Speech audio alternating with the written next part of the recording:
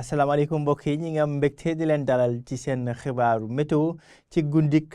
talaata gile li ci gën a fës nag mbokk yi di wéy di doon seddaay goo xam dinañ ko nemmeeku ci kotok Sénégal li ko dalee Ndar jàpp Ndakaaru jëm ba boori Cap Skirring loolee nag guddi gi la jàpp bërset bi bu nemee nag ba ci diggu bëccëg température yi dana yéeg mbokk yi dana gën a fësee nag ci diggu réew mi jëm ba boori penku ñu jàll ci leeral xibaaru mbokk yi asamaan si dana wéy di leer dana amit tuuti niir nag yu doxantu ci yenn gox réew mi comme ni ngeen koy gisee ci suñu nataalu satellite bi le ca boori bëj gànnaar waaye tamit tuuti ci diggante Guinée ak Mali mbokk yi Guinée tàmbale na taw yooyu nag danañ ko séntu ci biir semaine bi ci goxu Kédougou dinañ ci ñëwaat ci lu gën a leer mbokk yi ci guddik tey gi la jëm nag ba ëllëg ci suba séntu ñu taw ci Kédougou asamaan su dal lay doon ci boori bëj Saalum ak penku réew mi waaye tamit ci réew mi yëpp dana am tuuti niir yoo xam ne dana doxantu ci yenn gox réew mi li gën a fës nag doon ngelaw liy jóge boori géej waliyaan ñëw nag ci boori sow dëkk bi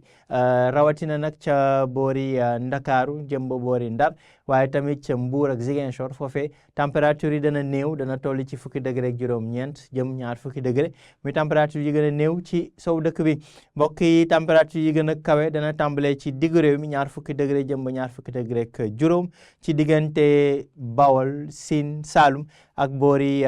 Ndukumaan ca Kaffrine bu demee ba boori penku nag foofee température yi dana gën a kawe ñaar fukki degré ak juróom ñaar jëm ba ñaar fukki degré ak juróom ñeent diggante Matam Bakel Tambacounda ak boori Kédougou mbokk yi lii mooy li ñuy xaarandi ci guddi tey gi bu ñu demee nag ba ëllëg ci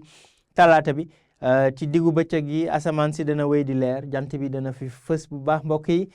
température nag dana wéy di kawe ci diggu réew mi jëm ba boori penku niñ ko seetlu wooy ci semaine yi yëpp mbokk yi ñeent fukki degré jàpp ñeent fukki degré ak ñett la ñuy xaarandi diggante Fatick waaye tamit Kaffrine jëm ba boori Podor Linguère waaye tamit ca Sédhiou Kolda jëm ba boori penku réew mi diggante Matam Bakel Tambacounda Kédougou foofee la température di gën a kawe bu weesoo boori Ndukumaan ca Kaffrine mbokk yi température yi dana wéy di kawe ba léegi tamit ca boori Podor jàpp Kaolack fanweeri degré ak juróom-ñeent fanweeri degré ak juróom-ñett ca boori Ziguinchor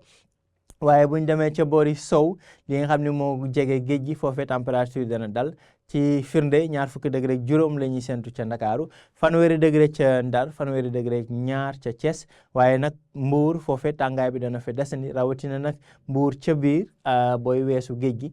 fanweeri degré ak juróom ñaar la ñuy séntu ci gox yooyu le mbokk yi ci tënk rek comme niñ ko seetloo fan yi yëpp seddaay bi ak péex mi dana desandi ci kotuk Sénégal ci guddi gi jàpp bërset bi diggu bëccëg gi tàngaay bi dana fi des tàngaay bi nag dana gën a fësee ci diggu réew mi jëm ba boori penku jaarale ca boori bëj Saalum ak bëj Gànnaar ak penku di jëm ba boori sow nag foofee température dana dal comme niñ koy nemmeekoo diggante Ndakaaru jëm Thiès ak boori Ndar li moo doon li gën a fës ci xibaar yi mbokk yi